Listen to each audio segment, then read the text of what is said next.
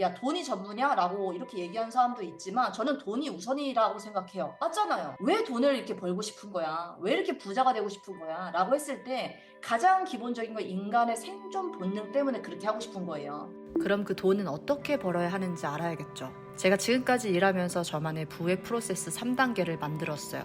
이 방법이 정답은 아니지만 여기서 하나라도, 한 문장이라도 여러분이 영감을 얻으셔서 여러분 삶에 도움되길 바라봅니다. 부를 만들어가는 프로세스에서 제일 중요한 건 여러분들이 일단 코어를 만드는 거, 그리고 나의 사명과 가치를 찾는 거, 이게 되게 중요하고, 두 번째는 어떤 서비스를 이제 만들거나 제품을 만들었을 때 그걸 어떻게 전략적으로 세상에 내보낼 것이냐, 이것도 되게 중요하고, 그리고 세 번째로 정말 중요한 건 뭐냐면 그 과정에서 여러분들이 에너지를 고갈시키면 안 돼요. 아무리 이 첫 번째, 두 번째가 좋아도 내가 리더가 자시 에너지를 채우지 않고 사람들에게 베풀기만 한다? 결코 오래 갈 수 없잖아요. 사실 여기 계신 분들 정도라면 다 알고 있는 내용이잖아요. 근데 되게 중요한 부분입니다.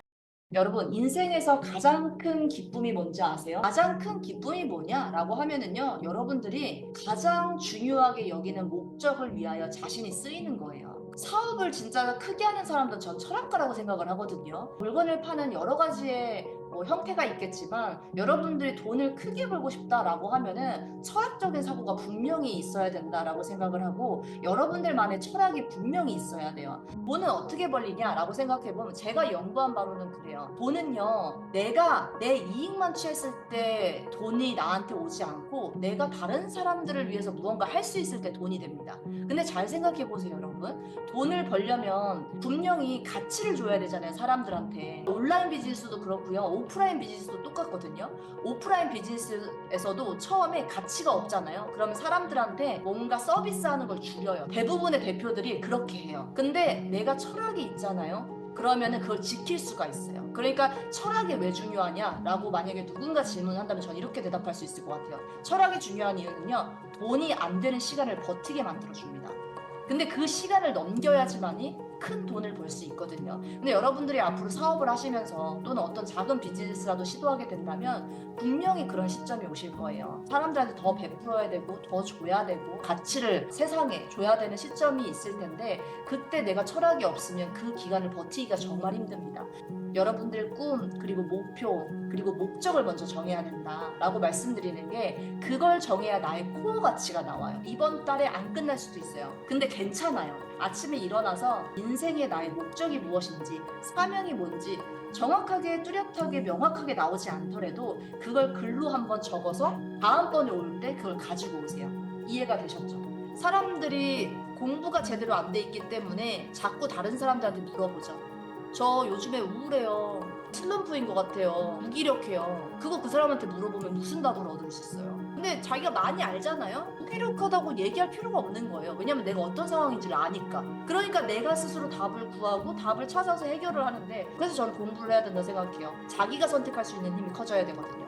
자꾸 남들한테 물어보고서 내가 종속되는 게 아니라 내가 내 삶을 주체적으로 살려면 내가 내 안에서 답을 찾아낼 줄 알아야 되거든요. 그래서 우리가 공부를 하는 거잖아요. 성장은 남은 인생을 보내는 가장 현명한 방법 중에 하나라고 했거든요. 근데 막 그러잖아요, 사람들이. 아니, 왜 이렇게 열심히 살아? 그냥 평범하게 대충 살아. 이렇게 얘기하는 사람들도 있잖아요.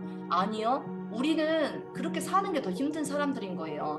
그렇게 대충 사는 게 더 힘든 거예요. 뭔가 내가 이런 건설적인 걸 생각하지 않고 살아가는 게 더 힘든 사람들인 거예요. 어떻게 보면 우리가 가장 중요하게 생각하는 인생에 있어서 코어는 성장인 거죠. 그러니까 이 자리에 와서 이런 이야기를 함께 듣고 있는 거겠죠. 그러면 나의 코어를 중심으로 어떻게 성장해 나갈 건데 라는 것들을 우리는 정리를 해 나가야 되죠. 최상의 자신의 버전을 찾기 위해서 꼭 해야 되는 거는 약한 자아를 버려야만 합니다. 저는 이 문구가 너무 와닿더라고요. 이거 5am 클럽에 있는 내용이에요. 개인의 발전과 잠재력이 발휘하는 만큼 중요한 것은 별로 없습니다.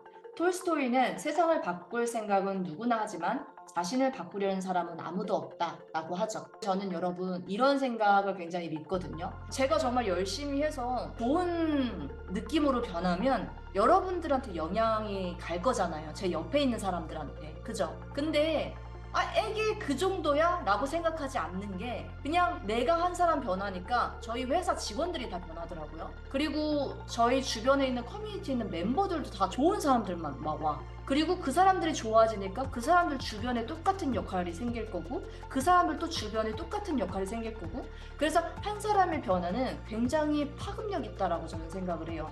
그래서 여러분들 개인의 변화가 그냥 단순히 내 주변에 있는 사람들만 뭔가 영향이 있다라고 생각하는 게 아니라 정말 세상 끝까지 영향을 미칠 수 있다라는 생각을 가지고 나 개인의 변화에 중점을 둬야 된다라는 생각이 듭니다.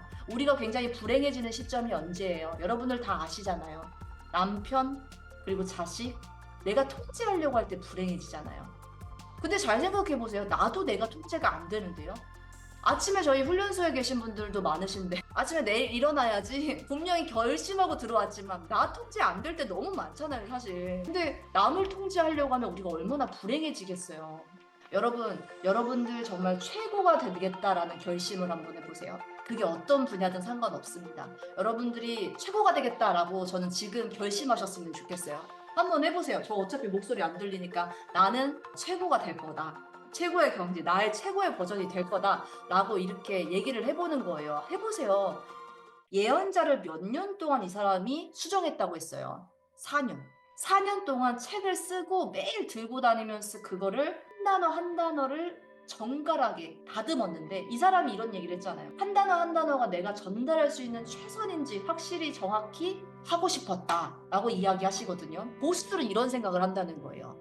저는 그 코어 가치를 찾는 게 정말 오래 걸렸거든요. 그러니까 찾았나 싶으면 또 생각해보면 또 아니고 그리고 그걸 계속 고민하게 됐었어요. 그때 찾았죠. 유연하게 RV는 바뀔 수도 있겠지만 저희가 가장 추구하는 가치는 나를 채우고 남을 돕는다라는 거거든요. 그 가치를 실현하기 위해서 저는 이런 활동을 하는 거예요. 내가 채워졌으니까 채워진 부분은 사람들한테 돕는 거죠. 그래서 죽을 때 있잖아요 여러분. 이렇게 죽는 거예요. 진짜 나 완전히 소진됐다. 나 완전히 쓰였다 이 세상에서. 나 이번 생에서 나 100%의 버전으로 살았다. 진짜 잘 살았다. 이런 느낌 있잖아요. 그런데 그 느낌이 언제 들어야 돼요 여러분? 매일매일 들어야 되는 거예요. 와 진짜 오늘 잘 살았다. 그 느낌 받고 자는 거 저는 그게 최고라고 생각하고 일단 그림과 전략은 그려야 되겠지만 내가 미래에 가 있는 삶이 아니라 그저 오늘에 머물면서 오늘의 최선을 다하는 삶. 되게 중요한 것 같아요.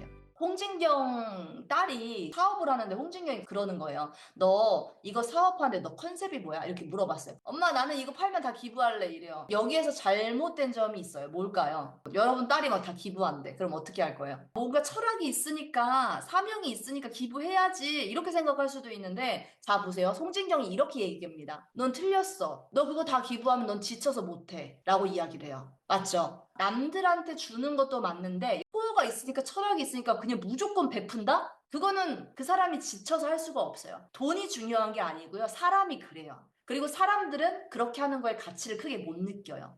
그래서 저희도 그렇잖아요. 저는 무료로 뭔가 해주고 싶은데 사람들이 무료로 하면은 가치 못 느껴요. 그러니까 사람을 모아서 가치를 주는 거예요. 이걸 내가 들을 수도 있고 들을 수도 없는 게 돼야 되니까 뭔가 돈은 안 받아야 되니까 그런 걸 만드는 거예요. 여러분들 잘 생각해 보세요. 가치를 주는 게 뭔가 남을 도와준다라고 했을 때 그게 결국에 나중에 큰 부가 된다라고 우리는 알고 있지만 그냥 그걸 무료로 다 준다고 해서 사람들은 좋아하지 않습니다. 생각해 볼까요? 우리 같이? 왜 돈을 이렇게 벌고 싶은 거야? 왜 이렇게 부자가 되고 싶은 거야? 라고 했을 때 가장 기본적인 건 인간의 생존 본능 때문에 그렇게 하고 싶은 거예요. 야, 돈이 전부냐? 라고 이렇게 얘기하는 사람도 있지만 저는 돈이 우선이라고 생각해요. 맞잖아요. 먼저 나의 기둥을 세워야 되는 거는 물질적인 부분이라고 생각을 해요. 무의식 중에서 예를 들어서 누가 돈 버는 거 보니까 꼴보기 싫어 이럴 수 있거든요. 나랑 나이 비슷해 보이는데 나보다 좀 잘 나가네? 라고 했을 때 나도 모르게 무의식에서 불편한 감정이 올라올 수 있거든요. 인간이기 때문에 누구나 그런 생각을 할 수 있다라고 말씀드리는 거예요. 저도 마찬가지